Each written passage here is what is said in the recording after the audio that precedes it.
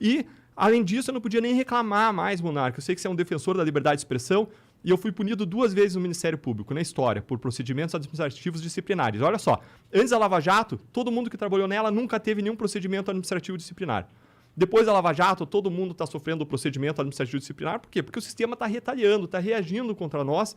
E eu fui punido em 2 por críticas que eu fiz ao Supremo Tribunal Federal e crítica que eu fiz ao senador Renan Calheiros. Não pode falar desses caras, eles são poderosos, pô, tá maluco? E veja o que foi, Monarca. Me diz o que você acha, tá?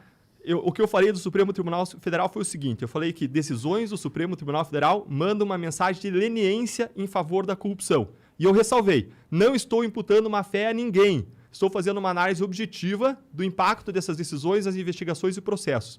Foi isso que eu falei, ou seja, eu não ultrapassei nenhuma linha, eu não ofendi, eu não menti, pelo contrário, eu falei está embasado em fatos, em decisões, em provas, em análises científicas mesmo de corrupção.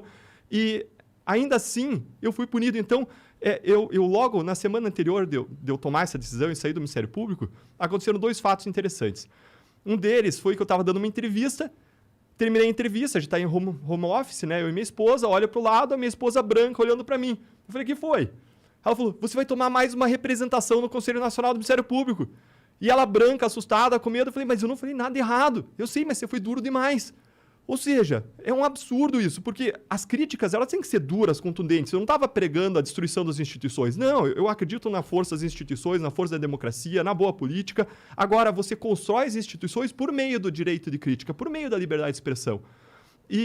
Então, eu estava amarrado. Mas isso não existe no Brasil de verdade, né? A gente tem muitas leis e muitos códigos de não sei o que institucionais dentro das organizações que são exatamente para quando um Deltan chegar e começar a falar coisa que os caras não querem ouvir, opa, toma um negócio disciplinar ali, pega um negócio arcaico de 1820 que tá na lei e usa aqui para fuder o cara. Esse é o perigo, é isso que eu tento apontar todos os dias aqui, meio que em vão talvez, mas que é isso, que o negócio não é que eu quero que as pessoas falem merda. É que eu não quero dar o poder pro Estado de impedir que as pessoas falem. Porque a partir do momento que você dá ao Estado determinar o que é merda ou não, fudeu.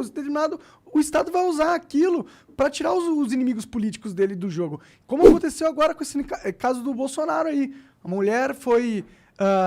o cara tava passando ali, a mulher xingou ele, porque ela pode ter os seus motivos dela, deve ter. Ela foi presa, mano. Foi levada por injúria ao presidente, que é crime, tá na lei, tá, né? E eu acho engraçado, porque muita gente, quando eu fui reclamar disso, muita gente, tá na lei. Então, mano, qual que é o teu pensamento? Se tá na lei, tudo é justo. A escravidão esteve na lei um tempo, então é isso que faz ser certo? Não, o que é certo e errado não depende se tá na lei ou não, entendeu? Ela é um negócio moral que vem antes da lei. E você não pode prender alguém porque xingou o presidente. Isso é coisa que é nosso amigo lá da Angola... A gente tem um amigo da Angola, criador, ele falou, a gente foi perguntar do presidente pra ele falou, mano, posso falar? Nem é assunto, presidente. Né? Caramba. Então, mas é esse tipo de sociedade que está sendo construída. Toda vez que o STF toma as decisões monocráticas dele contra jornalistas, por mais que o jornalista seja um merda, na minha opinião, entendeu? Mas as decisões também são merdas. Um merda não justifica outro merda, entendeu? E as pessoas não percebem isso, infelizmente. As pessoas, elas falam, ótimo, tá censurando um merda, maravilha. Já que ele não tá no meu time, é maneiro fuder com ele. Toma aí, Estado, toma esse poder. Só que as pessoas não percebem que esse poder ele não vai ser usado só para as pessoas merdas. Ele vai ser usado para as pessoas que querem fazer críticas contundentes, as pessoas que estão no poder. E foi o que aconteceu com você, certo?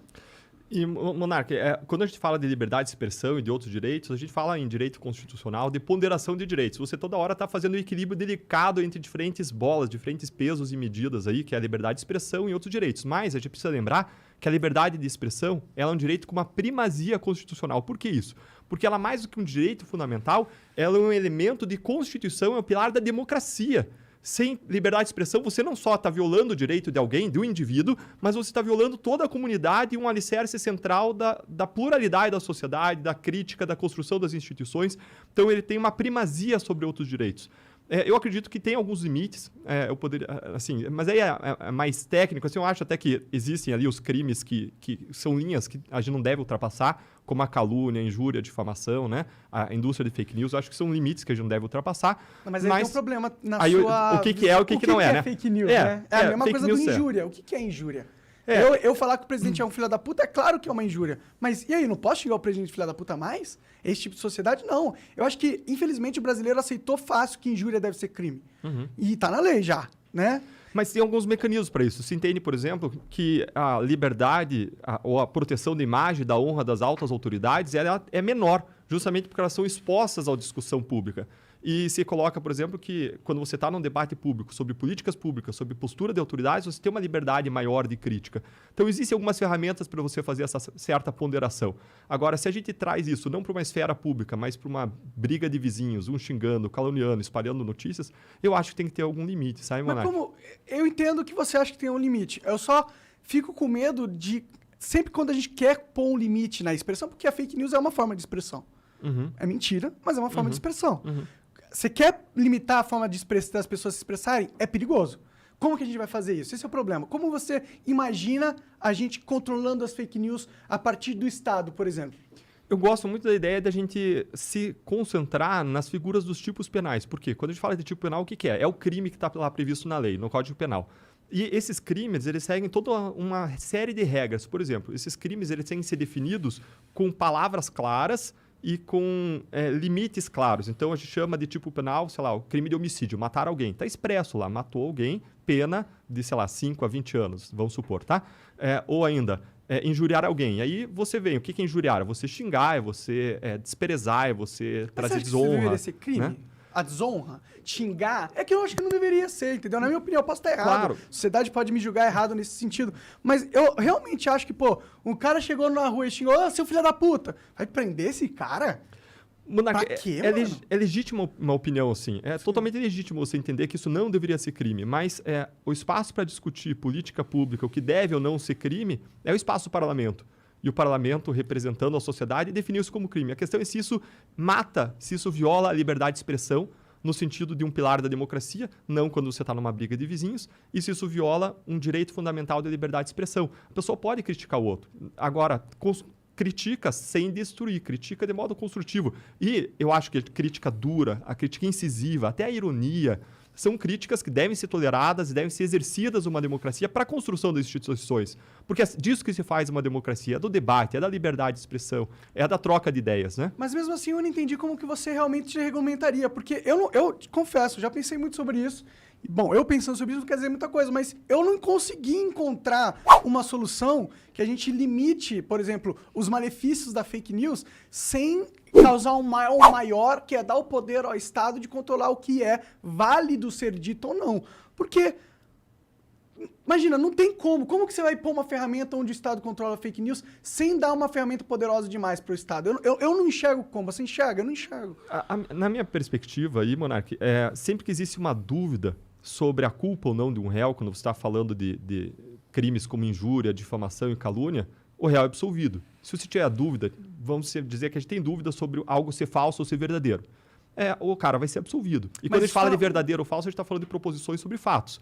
Agora, quando a gente fala de opinião, aí é outra coisa. Opinião é opinião. Opinião não é falsa, não é verdadeira, né? Mas se o cara, por exemplo, ele tá delatando alguma coisa que ele... Pô, alguém foi lá e falou, isso que tá acontecendo. Ele vai ser o cara que vai delatar, tá ligado? E aí, no final, se descobriu, fez a investigação, mas se descobriu que o que ele delatou não era verdade. Esse cara não é punido. Hoje ele tem uma proteção legal. Mas ele já foi punido hoje. Não. Teve um cara que fez isso, entendeu?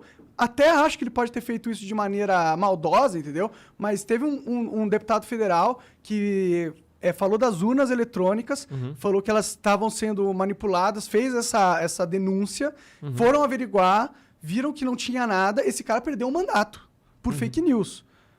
Eu acho que isso é errado. Sabe por quê? Não porque eu acho que ele tá certo em talvez ter mentido, mas sim porque agora qual que é o próximo que for fazer uma... E se realmente tiver alguma coisa acontecendo nas urnas, o cara vai ficar com medo de delatar, porque o último cara que delatou perdeu o mandato, entendeu? Então, eu não... Esse é o problema. Essa regra, na minha opinião, ela sempre vai ser mal utilizada. Ela sempre vai ser influenciada pelos poderosos e vai ser utilizada para calar que não deveria ser calado, entendeu? Como que a gente resolve esse problema? Como que a gente impede do Estado não abusar essa liberdade que a gente está querendo construir para ele, entendeu? Claro, coloca uma inteligência artificial lá. Mais perigoso ainda, né? Então, eu entendo o teu ponto, ele é mais legítimo ainda quando você não está falando de uma ultrapassagem clara de uma linha. Nesse caso desse deputado que perdeu o mandato, não se tratava de uma apuração de um crime. Os limites que eu vejo são os limites da injúria, da calúnia e da difamação. Para mim, são limites claros, porque estão ali regrados em regras penais, naquilo que ele chama de tipo penal. Então, são limites claros. Agora, Mas não é fora isso que disso... A discussão está sendo em torno, né? Tipo, as pessoas elas querem criar novas leis para garantir essa proteção contra a fake news. Tipo, se a gente quiser só manter as leis que tá, eu acho que as leis que tá poderiam mudar para melhores. A gente não tem, tipo, a primeira emenda igual nos Estados Unidos, que garante realmente a liberdade de expressão. A gente deveria ter algo aqui no Brasil. Não temos, ótimo. Mas as pessoas estão lutando para mudar isso, para que a gente aumente a regulamentação do Estado sobre a fala, sobre o speech das pessoas. É isso que eu vejo, isso que me dá medo, entendeu? Claro, porque você já disse aí, você é um cara que entende da lei, o Estado já tem ferramentas para lidar com esse tipo de... Então, por que as pessoas querem criar novas, entendeu?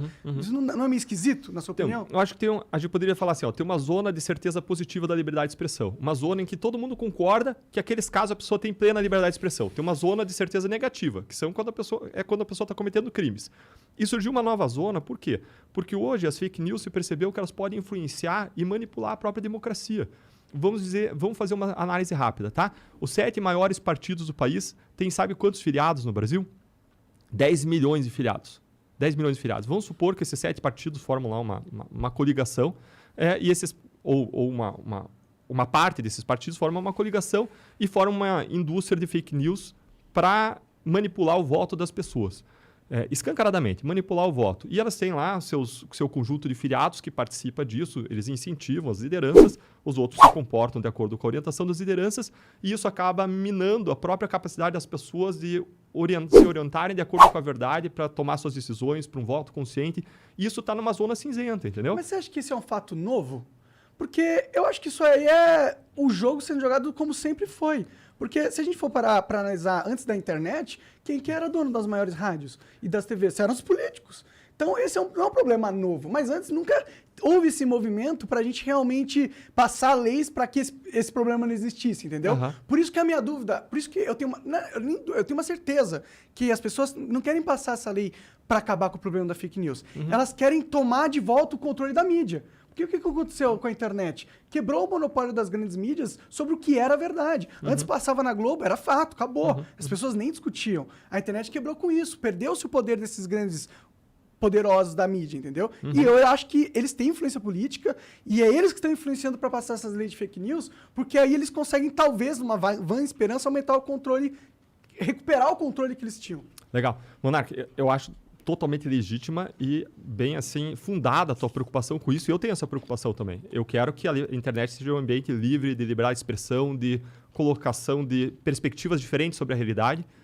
E nós sempre entendemos isso muito bem na Lava Jato, mesmo quando as pessoas nos criticavam, mesmo quando interpretavam de modo até absurdo a realidade.